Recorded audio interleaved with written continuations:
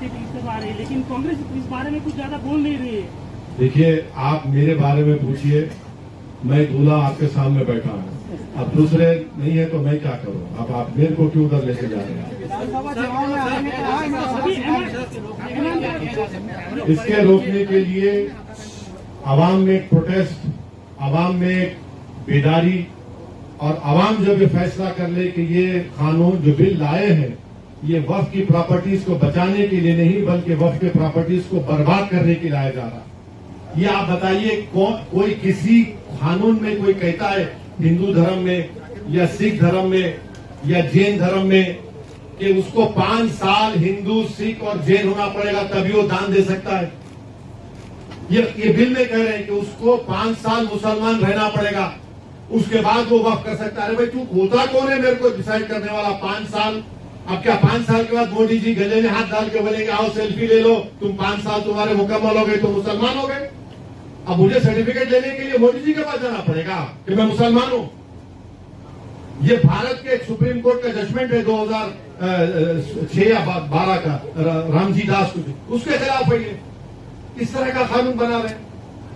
Sir, अगर target पूरा ना हो, आप जेपीसी में है सर, जेपीसी की बैठक किस मोड पर जारी है? जगदम्बिका नहीं, आप देखिए, वो जेपीसी नहीं है, वो joint working committee on Waqf amendment bill 2024 है। जेपीसी को इन्वेस्टिगेटिव पावर हो सकते हैं आउटसाइड द बिल ऑल्सो। ये वर्किंग कमेटी खाली बिल के ऊपर है, और उस वर्किंग कमेटी में क्या हो रहा है हम पब्लिकली नहीं बोल सकते, कोई भी नहीं बोल सकता, क्योंकि पार्लियामेंट के रूल्स है, वो कॉन्फिडेंशियल होता है। जब भी जो होगा रिपोर्ट होगा, नहीं होगा, जब उस पर बात हो सकती है, अभी नहीं हो सकता। वक्फ की प्रॉपर्टीज को छीन लिया जाए, और इस तरह का कोई बिल हिंदू एंडोमेंट के बारे में या गुरुद्वारा प्रबंधक कमेटी के बारे में या फिर ईसाइयों के बारे में नहीं लाया जाता, सिर्फ मुसलमानों के लाकर। इसका मकसद एक ही है कि भारत के मुसलमानों की जो वक्फ की प्रॉपर्टीज है, जिसको सरकारी प्रॉपर्टी नहीं है, गवर्नमेंट प्रॉपर्टी नहीं है, वो एक प्राइवेट प्रॉपर्टी है, जिसको मुस्लिम समाज के हमारे बुजुर्गों ने अल्लाह के नाम पर इसको वक्फ किया है, चैरिटी के लिए, विडोज के लिए, कुरान की तालीम के लिए, कब्रस्तानों को दिया। तो ये सब चीजें मोदी सरकार इसको खत्म करने के लिए इस तरह के बिल को लाया। सर, स्टेट वाइज यहाँ पर एक्शन लेता हुआ दिखाई नहीं दे रहा है। मीडिया रिपोर्ट्स ही आ रही है कि कोई एक मीडिया रिपोर्ट है कि 4 लाख, कोई कह रहा है 8 लाख। तो 15 सितंबर तक टाइम है। मैं उन तमाम भारत के नागरिकों से अपील कर रहा हूं कि जो भारत की खूबसूरती है उसका भाईचारा है, और हमारे देश में हर एक को अपने मजहब पर चलने की इजाजत है। ये बिल इन तमाम चीजों को खत्म करना चाहता है। तो जो all India Muslim personal law board ने भी जो QR कोड के जरिए आपसे अपील की है कि आप इंग्लिश और हिंदी में इस बिल के खिलाफ, ये जो वक्फ का NRC साबित होगा, आप अपना रिटर्न रिप्रेजेंटेशन भिजाए कमेटी को, सरकार को भिजाए कमेटी को। और महाराष्ट्र में ये कई जगह पर रिप्रेजेंटेशन दिए जा रहे हैं पर्सनल लॉ बोर्ड की लीडरशिप में। आज औरंगाबाद में पहली मीटिंग हुई है, और देश भर में इस तरह के पब्लिक प्रोटेस्ट मीटिंग्स होंगे, जिसका फैसला all India Muslim personal law board ने किया है। इस कानून में ये बात आपको समझना है कि लिमिटेशन का जो कानून है आप वक्फ प्रॉपर्टी से निकाल दे रहे हैं। हिंदू एंडोमेंट में लिमिटेशन अप्लाई नहीं होता, वक्फ में क्यों अप्लाई हो रहा है? हिंदू एंडोमेंट बोर्ड में और NGT हो या रेलवेज क्लेमेंट ट्रिब्यूनल, ऐसे 14 ट्रिब्यूनल्स है जहां पर उनके फैसले को फाइनल माना जाता है। और बीजेपी झूठ बोल रही है कि ट्रिब्यूनल के डिसीजन के बाद कोर्ट को नहीं जा सकते। आप रिवीजन पिटीशन डालते हाई कोर्ट में और फिर सुप्रीम कोर्ट जा सकते हैं।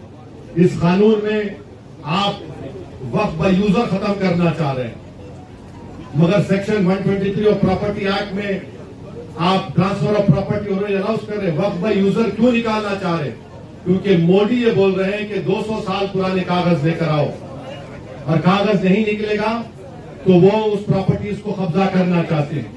हिंदू समाज में by custom and by usage एक टेम्पल और टेम्पल की प्रॉपर्टी बन सकती है, तो मुसलमानों में वक्फ बाय यूजर क्यों नहीं बन सकता वक्फ?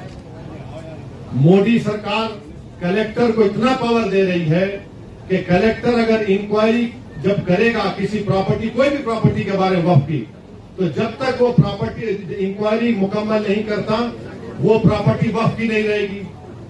और प्रिंसिपल्स ऑफ नेचुरल जस्टिस के पुकार कर कह रहा है कि कोई भी कलेक्टर या कोई भी आदमी अपने ही मैटर में जज नहीं हो सकता है।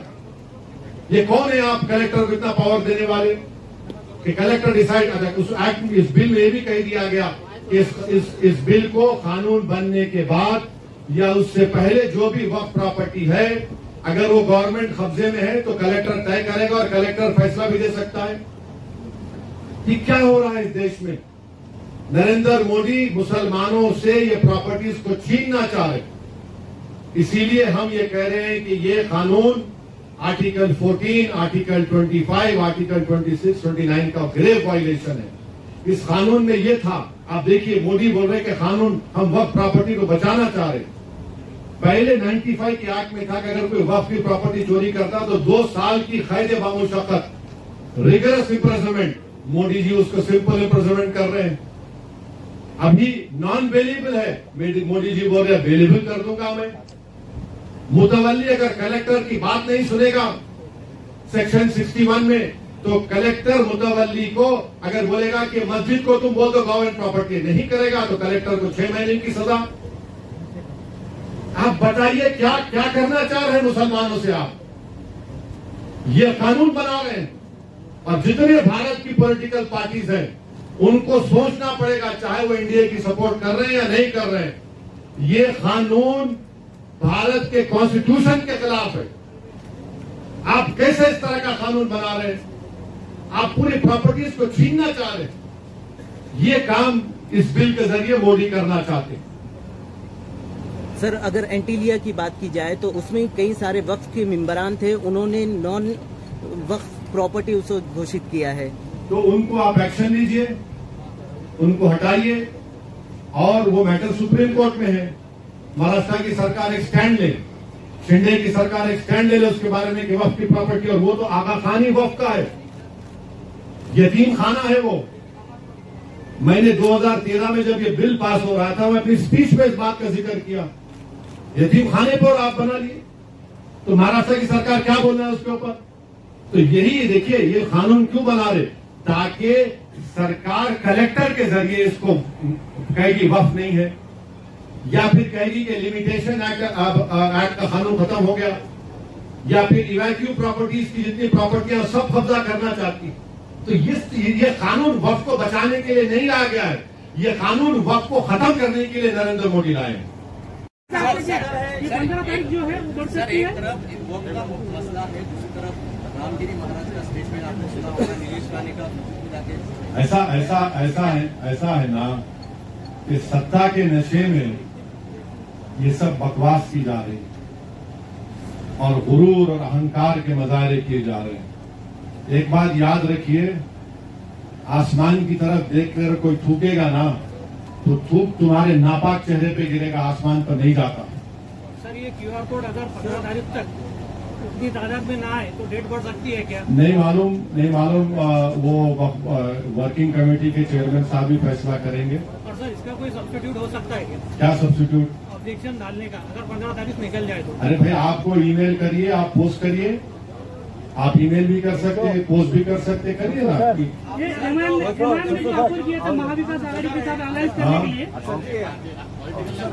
इन कानूनों को इन कानूनों को अगर ना लागू किया जाए, इन कानून भाई आपको बोलिए ये कानून अगर ना लागू किया जाए तो आप नुमाइंदों की बात कर रहे थे, कितने नुमाइंदे आप चाहते हैं विधानसभा में इन चीजों को रोकने के लिए, और MIM की ओर से कितनी सीटें लड़ी जाएंगी जिसके ऊपर आप लगता है कि नहीं? मैं आज आपके सवाल का एक पार्शल जवाब देता हूँ।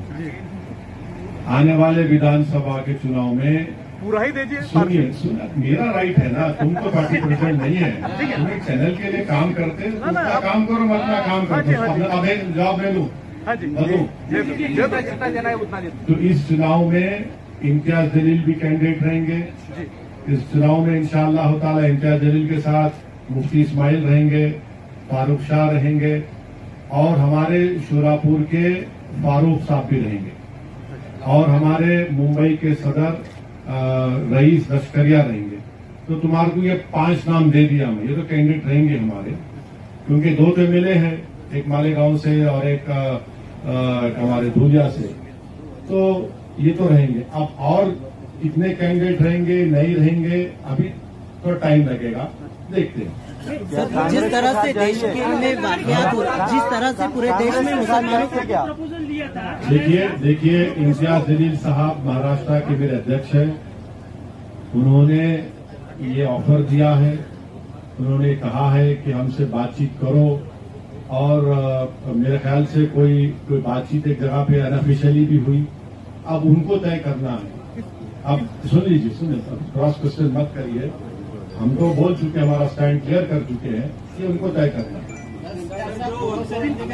अब ये आपको मैं बोल दिया ना, मैं आपका जवाब पार्शली दे चुका हूँ, मैं आपको पार्शली जवाब दे चुका हूँ। कांग्रेस या एनसीपी, कांग्रेस के साथ हुई मीटिंग या एनसीपी के साथ हुई या शिवसेना के साथ हुई, इसके साथ इम्तियाज जलील सर की मीटिंग हो गई जो अभी उनके साथ जाने की? नहीं, मीटिंग हुई नहीं हुई, किधर हुई, कहाँ पे हुई, तुम्हारे घर में हुई या मेरे घर में हुई, अब फिर वो सब क्यों बोलना? तुम्हारे को जो जितना हमको बोलना है उतना ही बोलेंगे ना।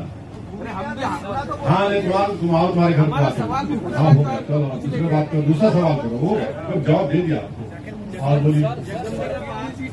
सर, जिस तरह से पूरे मुल्क में मुसलमानों को टारगेट किया जा रहा है, एक तरह से मुसलमान खुद को असुरक्षित समझता है, तो क्या मोदी हुकूमत सबका साथ सबका विकास यही दिखाई दे रहा है? वो सबका साथ सबका विकास सबका विश्वास एक धोखा है, सब फ्रॉड है, वो कुछ नहीं है। सब आप देखिए, बुलडोजर से घरों को तोड़ दे रहे हैं। जहां पर उत्तर प्रदेश में, महाराष्ट्र में, मध्य प्रदेश में हाजी रिजवान, हाजी शहजाद घर को तोड़ दिए। वही एक सुभान खान हरियाणा का, खम्मम तेलंगाना में है, मेवाती मुसलमान है, लेबरर है, 70% हैंडीकैप है सुभान खान। बुलडोजर चला के ये अपने जेवीसी को चलाकर 9 लोगों की जान बचा कर लाया। ये मोदी के बुलडोजर में और सुभान खान के बुलडोजर में फर्क है। हम जान बचाने के लिए इस्तेमाल करते, वो जानों को बर्बाद करने के लिए इस्तेमाल करते हैं। जिस तरह सुप्रीम कोर्ट का क्लेरिफिकेशन चाहते हैं। हाँ देखिए, मीडिया में सुन तो लीजिए, आप बोल दिए ना। मीडिया में ये रिपोर्ट हुआ था कि जनाब अजीत पवार ने कहा कि हम महाराष्ट्र के विकास के लिए सपोर्ट किए, सेकुलरिज्म पे कॉम्प्रोमाइज नहीं किए। हम उनको सवाल कर रहे हैं, अगर आप नहीं किए तो फिर इस बिल की मुखालिफत करिए ना आप। हम जनाब अजीत पवार से बोलना चाह रहे हैं, उसकी मुखालिफत करो, उसका अपोज करो। और हम एकनाथ शिंदे को बोलना चाह रहे, छत्रपति शिवाजी महाराज को आप इतना बोलते हैं, इतना मानते हैं, तो रत्नागिरी की वो मस्जिद दरगाह जहां पर 652 एकड़ जमीन छत्रपति शिवाजी महाराज ने दी, 250 साल का रिकॉर्ड है, वक्फ छत्रपति शिवाजी ने किया, तुमको उसका भी करार लेंगे। सर, जम्मू कश्मीर में आप